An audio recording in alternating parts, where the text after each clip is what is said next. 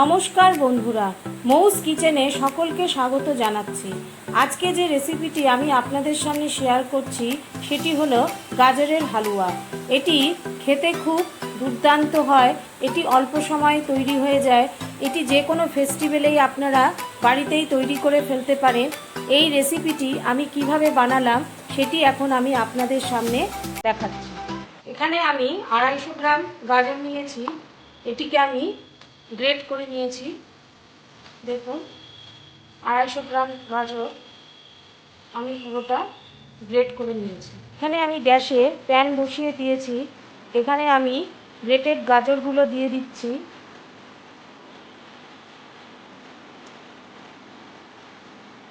এবার আমি ভালো করে এটিকে নাড়ব। গাজরের মধ্যে জল থাকে, সেই জলটি যতক্ষণ পর্যন্ত না শুকোবে ততক্ষণ পর্যন্ত আমরা নেড়ে যাব।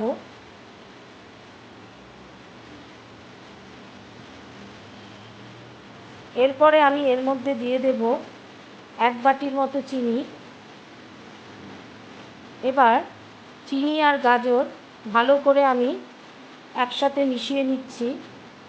যতক্ষণ পর্যন্ত জল ভাবটা থাকবে ততক্ষণ পর্যন্ত আমি এটিকে এভাবে নেড়ে যাব। দেখুন, এভাবে নাড়ার পর জল বেরিয়ে এসছে।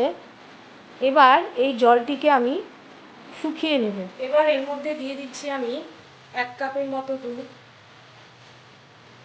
দুধ দেওয়ার কারণ হলো কালারটি খুব ভালো আসবে। এটা যখন একটু শুকিয়ে আসবে তখন আমি এর মধ্যে দিয়ে দেব 1/2 কাপের মতো গুঁড়ো দুধ।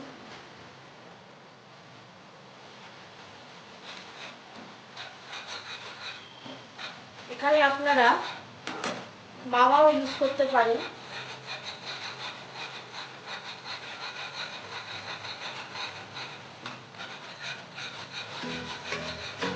দেখুন, ভালো করে আমি মিশিয়ে দিচ্ছি। এখানে আমি এখন দিয়ে দিচ্ছি 2 চামচের মতো গাওয়া ঘি। গাওয়া ঘি দিলে টেস্টটাই আলাদা হয়। গাজরের হালুয়া তখন ঘি তো অবশ্যই দিতে হবে।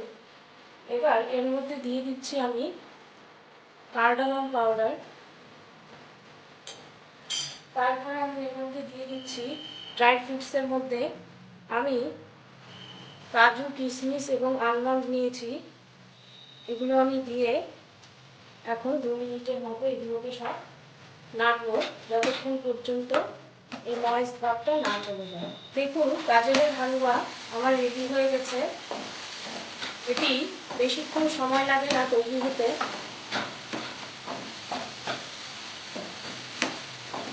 এভাবে আপনারা অতি সহজেই গাজরের হালুয়া বাড়িতে তৈরি করে ফেলুন।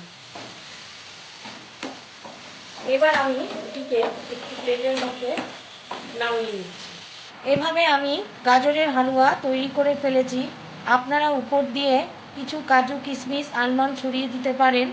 আমার রেসিপিটি যদি ভালো লেগে থাকে তাহলে অবশ্যই লাইক বাটনে গিয়ে লাইক দেবেন এবং আমার চ্যানেলটিকে অবশ্যই সাবস্ক্রাইব করবেন। এই ভিডিওটি দেখার জন্য ধন্যবাদ। ভালো থাকুন, সুস্থ থাকুন।